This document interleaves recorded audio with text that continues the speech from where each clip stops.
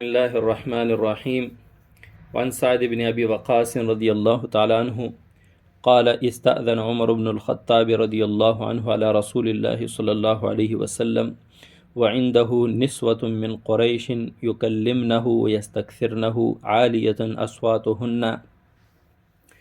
مشکوٰۃ شریف کی 6036 نمبر حدیث ہے۔ باب مناقب عمر رضی اللہ تعالیٰ عنہ چل رہی ہے، اس باب کی یہ دوسری حدیث ہے۔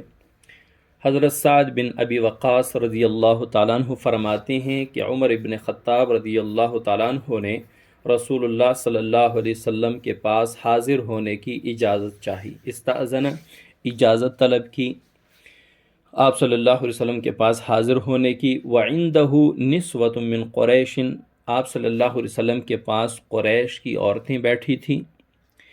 علامہ قسطلانی رحمۃ اللہ علیہ فرماتے ہیں کہ وہ عورتیں حضرت عائشہ، حضرت حفصہ، حضرت ام سلمہ اور زینب بنت جحش رضی اللہ تعالی عنہن تھیں۔ اور علامہ عسقلانی رحمۃ اللہ علیہ فرماتے ہیں کہ وہ آپ صلی اللہ علیہ وسلم کی ازواج بھی تھیں، اور یہ بھی احتمال ہے کہ ساتھ دوسری قریش کی عورتیں بھی شامل تھیں۔ بہرحال آپ صلی اللہ علیہ وسلم کے پاس قریش کی عورتیں تھیں، یعنی آپ صلی اللہ علیہ وسلم کی ازواج مطہرات تھیں۔ یکلمنہ ویستکثرنہ، آپ صلی اللہ علیہ وسلم کے سے اپنے نفقہ اور خرچے میں اضافے کی بات کر رہی تھیں کہ ہمارا خرچہ بڑھا دیجیے، ہمارا نفقہ بڑھا دیجیے۔ عالیتاً اصواتہن، زور زور سے باتیں کر رہی تھی، ان کی آوازیں اونچی تھیں۔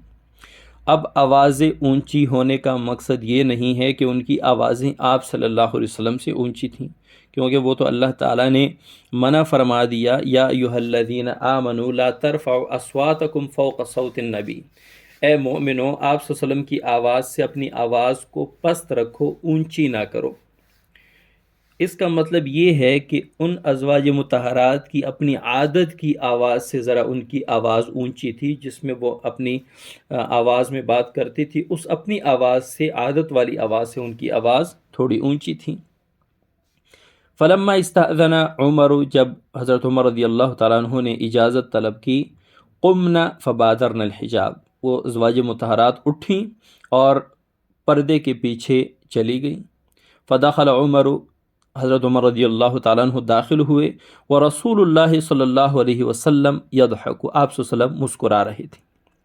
جب حضرت عمر رضی اللہ تعالیٰ عنہ اندر داخل ہوئے تو رسول اللہ صلی اللہ علیہ وسلم مسکرا رہے تھے۔ فقال، حضرت عمر رضی اللہ تعالیٰ عنہ نے عرض کی، اضحک اللہ سنک، اللہ تعالیٰ آپ کے دندان مبارک کو اسی طرح خنداں اور مسکراتا رکھے۔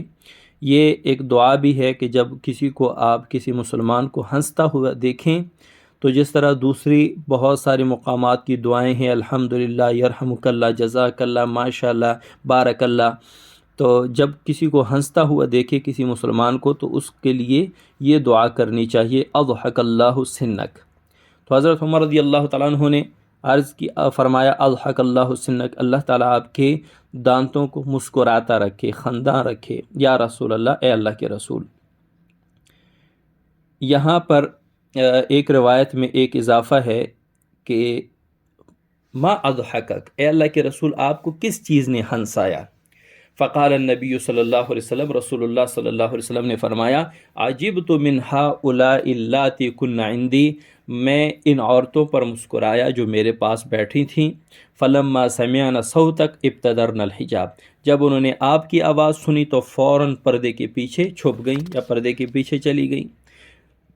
قال عمر، حضرت عمر رضی اللہ تعالیٰ عنہ نے فرمایا، یا عدوات انفسہن، اے جانوں کی دشمن عورتوں، اتحبننی ولا تحبن رسول اللہ صلی اللہ علیہ وسلم، آپ مجھ سے ڈرتی ہیں اور رسول اللہ صلی اللہ علیہ وسلم سے نہیں ڈری؟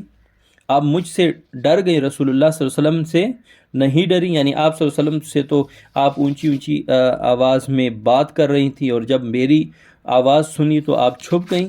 فقلنا، ان عورتوں نے کہا، ازواج مطہرات رضی اللہ تعالی عنہن نے فرمایا، نعم، جی ہاں، انت افض و اغلظ، افض کہتے ہیں جس کی باتوں میں سختی ہو، باتیں سخت کرتا ہو، اغلظ اسے کہتے ہیں جس کا دل سخت ہو، اس کا مزاج سخت ہو۔